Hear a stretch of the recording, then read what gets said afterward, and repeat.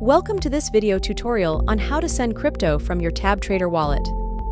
Start by opening the app and tapping the wallet icon in the navigation bar. Once on the wallet homepage, tap Send below your total balance. Here you will need to provide the recipient's address, select your desired cryptocurrency, and specify the amount. The recipient's address can be either manually pasted in the address field or scanned using the QR code button in the upper right corner. Before finalizing the transaction, it's important to review all the entered details for accuracy. Once you're satisfied that everything is correct, go ahead and press Send. After that, confirm the transaction by pressing Approve.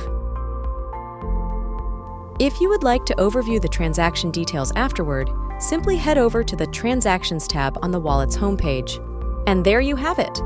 Your crypto is successfully sent to your designated recipient.